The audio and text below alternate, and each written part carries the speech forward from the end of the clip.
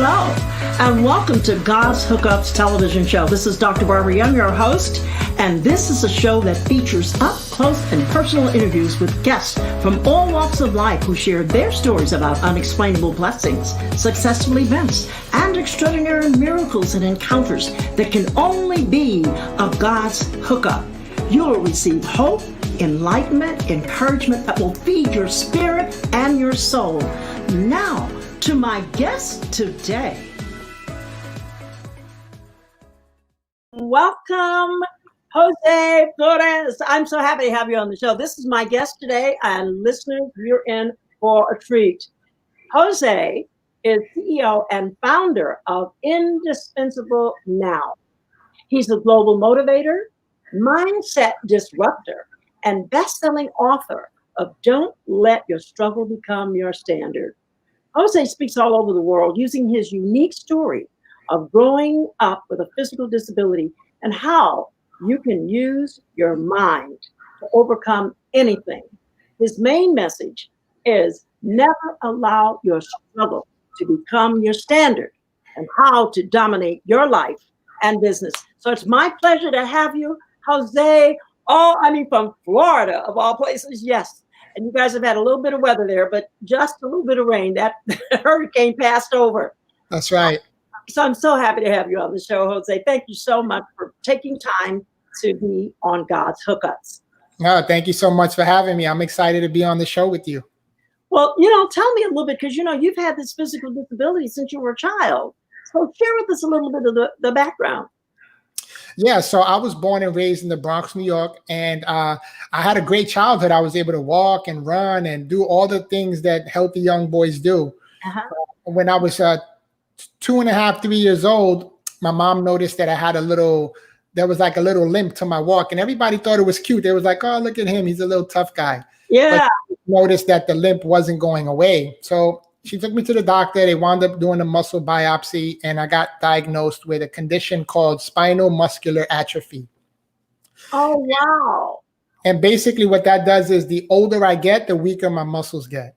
So I can still feel and move all of my muscles. They're just weak, right? Which is what atrophy means. So the doctor said that by the age of 15, I would end up in a wheelchair, and they weren't expecting me to live past my teenage years. But I have good news for you, because we know that God's plans are higher than our plans. And this year, back on February, on the 25th, I celebrated my 43rd birthday.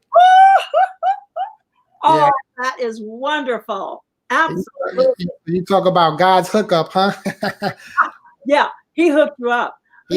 Was there ever a time when you were in despair and discouraged, Jose, and you just thought, where is God? Yeah, absolutely. In my high school years was when my condition really started to take its toll, and things started to kind of go downhill from there, physically speaking, and mentally as well, a little bit. But it was tough because, once you're able to walk and do everything and be independent, and then now you start feeling that independence kind of like slipping away from you, it gets tough, not only physically, but also mentally. So, my whole life, even up until today, I've always had to learn how to constantly adapt and adjust, adapt and adjust, adapt and adjust. So that's why I call myself the mindset disruptor, because I've pretty much been forced my whole life to disrupt my own mindset, right?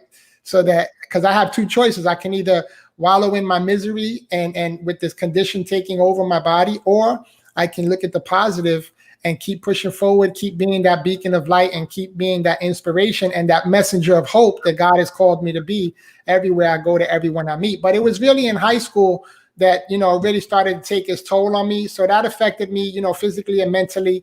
And then also when I was 22 years old, turning 23, that's when I lost my ability to walk. That was another little dark moment of my life, because I'm like, man, I'm 20, early 20s. I'm starting to figure out life and take advantage of opportunities. And here I am, I lose my ability to walk from one day to the next. And so that was when it got really tough. At that time, did you know the Lord and get angry with the Lord? I mean, was he in your life at that time? He was probably always in my life. I just didn't know he was there, right? But yeah, many of us. Yeah, right. When I was 15 years old, I gave my heart to the Lord, but I was still in New York, and I did it more so for my mom. It wasn't really that I wanted to do it with a pure heart. So, I was still 1 foot in, 1 foot out. Or, some people say, there is no one, you're either in or you're out. So I was like out pretty much still, right? But when I moved to Florida and I lost my ability to walk and things started really to go downhill for me, it really happened right when I moved to Florida. So just to get out the house, I used to go to church with my mom because she found a church down here. And so I would just go with her just to really get out the house. But in getting out the house and going to church and hearing the word of God, right? They say that faith comes by hearing and hearing and hearing the word of God. So just by going to church and being in that environment, whether I really wanted to be there or not, I was hearing the word of God, and God was doing his work in my life. And that's when, my whole Christian walk really started, because I rededicated my heart to the Lord with my own, based off of my own decision of wanting to do it, and with my own pure heart. And that was really, a lot of people ask me, like, how are you able to wake up and, look at your wheelchair and know that you have to get in that all day long and still put a smile on your face? And I always tell them it's because the joy of the Lord is my strength. I know who I am and whose I am, and nothing can separate me from the love of God. So I'm just excited about life now. I'm excited that I get to live life. Not that I have to live my life like this, but I'm excited that I get to live my life like this and make so much impact everywhere I go. And I know you're such an inspiration to people everywhere you go, and then you go on stage, in your wheelchair. But the thing is that at one time you were able to walk, and then all of a sudden there's this disruption. And I like that word, mindset disruptor. And you had a disruption.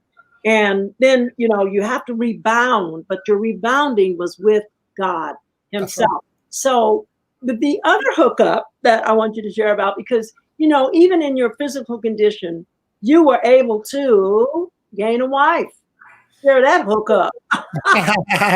Yeah, that was a good hookup, I tell you that. And she's beautiful. I had a chance to see her in the green room, and she is absolutely gorgeous.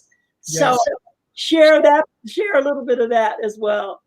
Yeah, so I'm glad you brought it up, because even when I'm speaking, no matter where I go, I always take a few moments just to honor my wife, because that was one of my main dreams. I was always asking God, like, is a woman ever going to love me like this? Am I ever going to have kids, and so forth, right?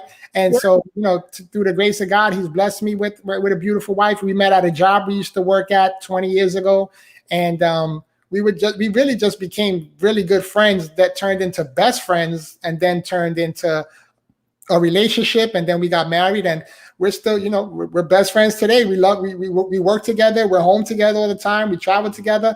And she, there's not a lot of women, I can tell you this, Dr. Barbara, there's not a lot of women out there that are built to live the type of life that we live.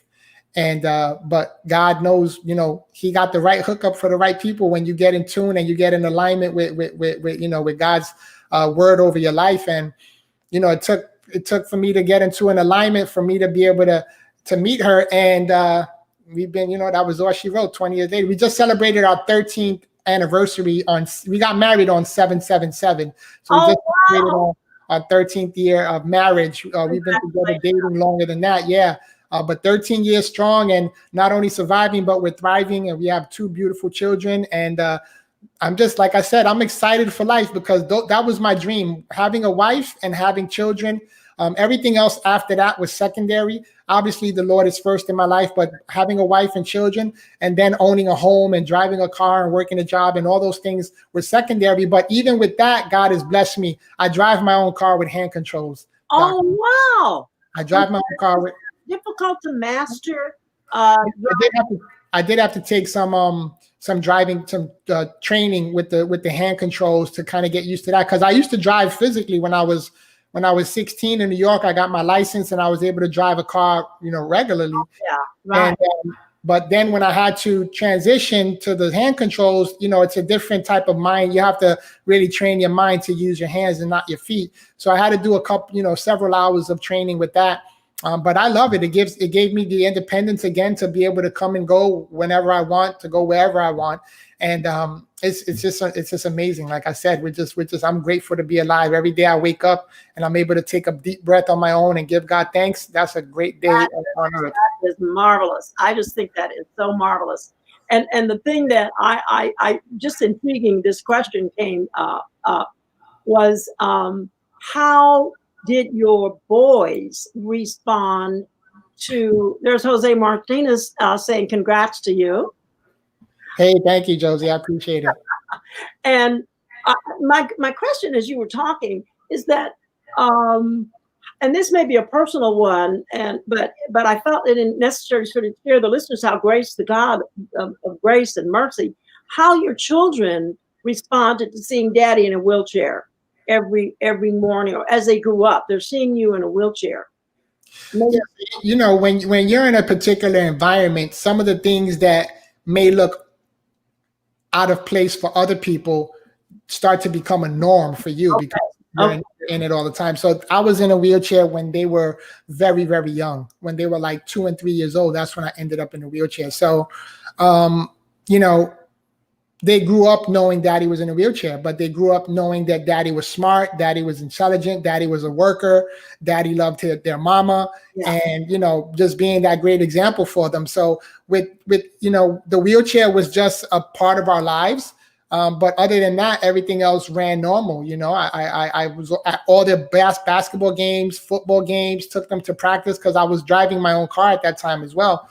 And so I would take them to their practices and do their homework with them. And, you know, oh, that's marvelous. Yeah, everything that a normal dad does. The only downside to it was there were times where you know, when they started playing sports that, you know, as a guy, you know, I was always thinking like, man, I wish I could throw the football around with them, or man, I wish I could chase them around, and I couldn't. And I would see other dads doing it with their kids. So there were times where I would get a little down, but then I would look at the bright side and say, hey, you know what?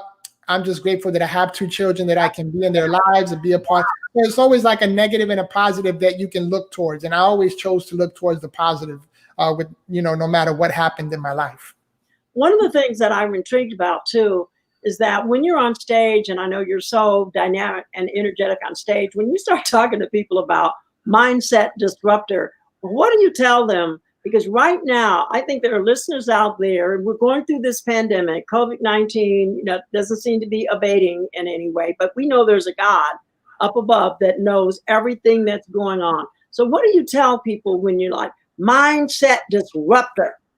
Yeah, absolutely. You know, we're all going to go through different challenges, different adversities, different struggles, different situations and circumstances in life, right? No one is exempt from that. And so I always tell people that the choice is yours, right? You have a situation going on in your life, no matter what it is. Like for me, I have a wheelchair, right? My wheelchair is physical. You can see it. I can't hide it. But every single body on this planet has their own wheelchair. Sometimes you can see it, sometimes you can't. And when I say that, I use it as an analogy as a challenge or a struggle or an adversity, right? Everybody has their own wheelchair. And so no matter what your wheelchair looks like, you have the opportunity and you have the power to control whether you're going to allow that to become your norm or if you're going to disrupt that situation and start to live the life that you really want to live. So I could have went down the path of that many people in wheelchairs go down, where it's just living off the government and staying at home, not experiencing life, not living life to the fullest. But then you have other people that I've met also that are in wheelchairs that are just so out, you know, that's such go-getters, so ambitious, so, you know, purpose-driven, just like me. And they're smiling all the time and they're out there attacking life and living life to the fullest.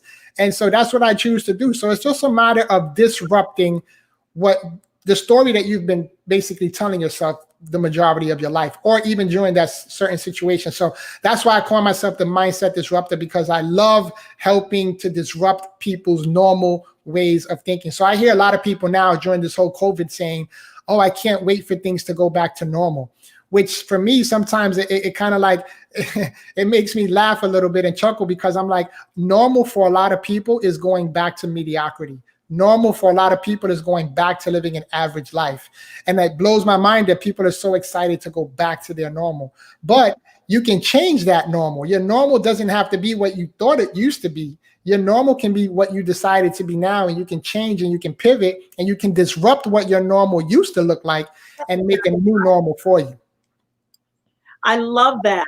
Now, one of the things that I know that you did, you wrote that book. What provoked you, or what sparked you to write that book? Don't let your struggle become your standard. Yeah, absolutely. So Yeah. yeah, so I wrote, "Don't let your struggle become your standard." Yep, because like I said again earlier, everybody has their struggle in life, and I wanted people to understand that if I can do all these, see, the thing is that when I was younger, I didn't have the right mindset. I didn't have a coach. I didn't have a mentor. I never thought I would be able to do anything great in life. I never thought I would be able to do anything of significance. I never thought I would be able to leave a legacy or an impact in anybody's life. And that was my mindset growing up. And it wasn't until I started to develop my mind, that mental toughness, that mental resilience, and that mental muscle, and train my brain to say that no matter what, I won't stop until I win. And I wanted to transfer that same energy, that same mindset to other people, no matter what they're going through, right? No matter what the struggle is. Because a struggle is a struggle is a struggle, no matter how you look at it. And so I wanted people to know that you don't have to let your struggle become your standard. Because what happens sometimes in life, or many times in life, is that people will encounter a certain situation or circumstance in their life, and they'll get stuck right there. And then what happens is that they settle there, because that situation or that circumstance now starts to become their new normal.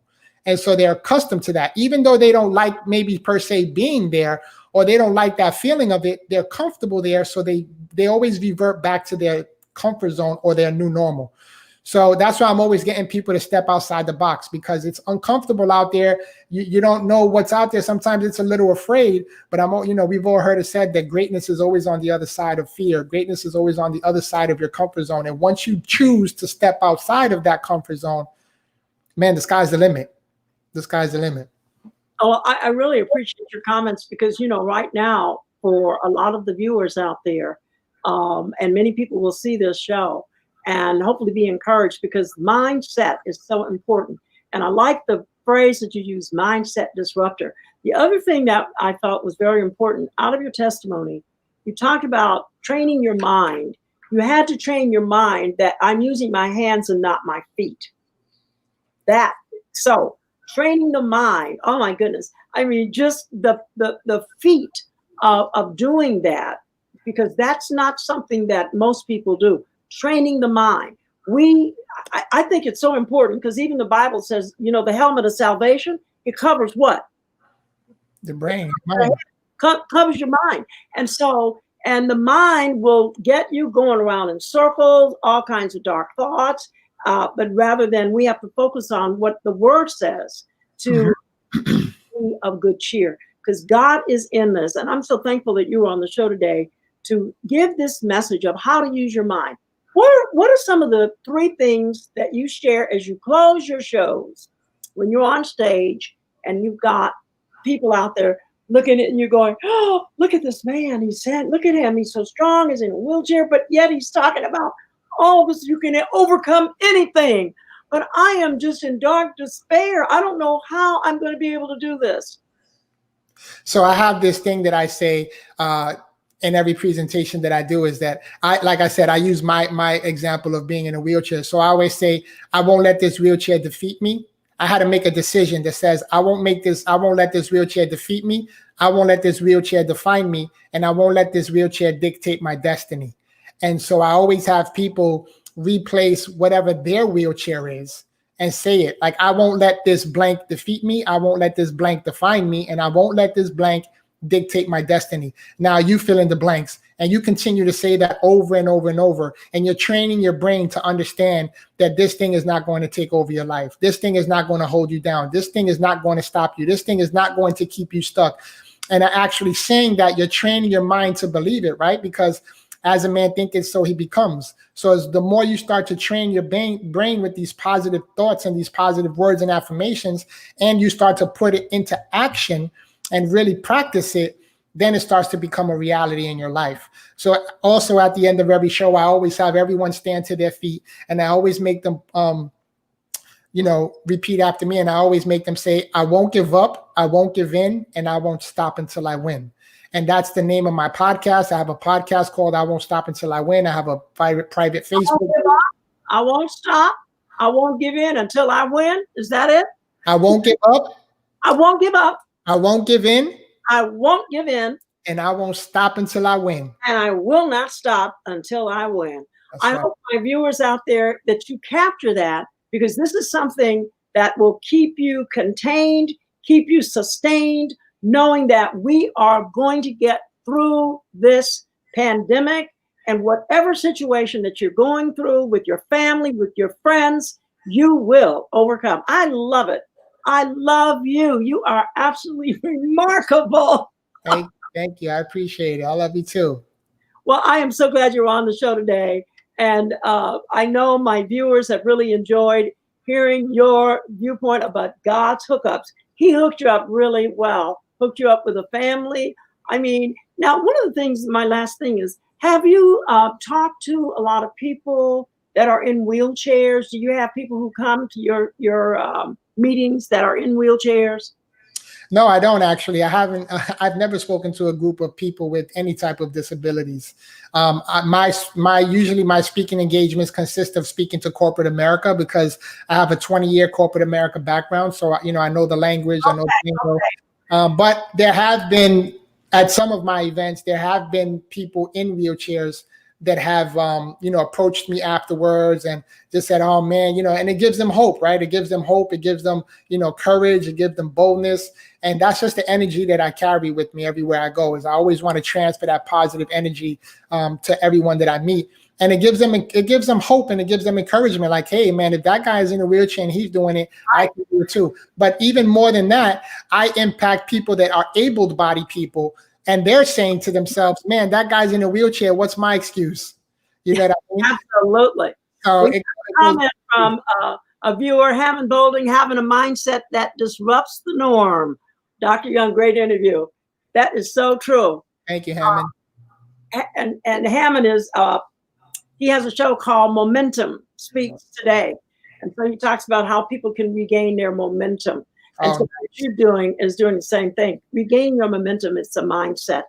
And, I had forgotten, and forgive me, that you speak to a lot of the corporate leaders and people in the corporate world. And of course, a lot of people do need to hear your messages. So I'm glad you had a chance to share today. Boy, you just keep on keeping on and knowing that God is the hookup God. So right. Viewers out there, can't thank him enough for being on the show today. And I just want to say to all of you that if you'd like to be a guest on my show, you can contact me at Dr. B at godshookups.com. And also, you can follow me for any of my new radio and television shows on Facebook, Instagram, LinkedIn, at Dr. Barbara Young. And I want you to please share this show with your friends. Jose, you are so remarkable. Can't think.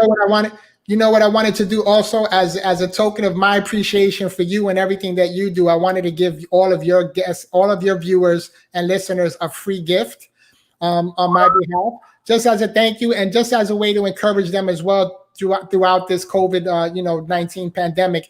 I want them to go to freegift.joseinspires.com. That's freegift.joseinspires.com. And they'll get an MP3 download of my motivational CD on the power of showing up, right? The power of showing up. Of showing up.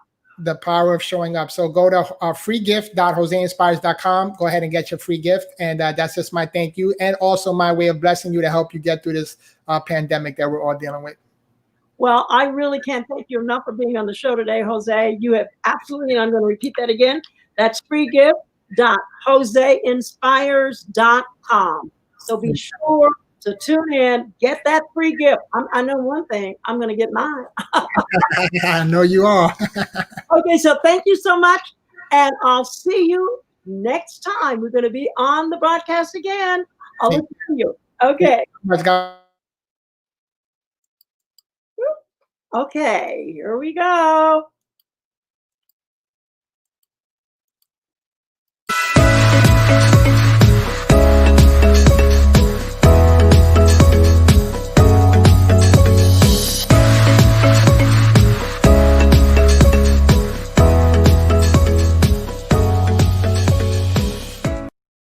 All right, this is Dr. B saying goodbye. Next time.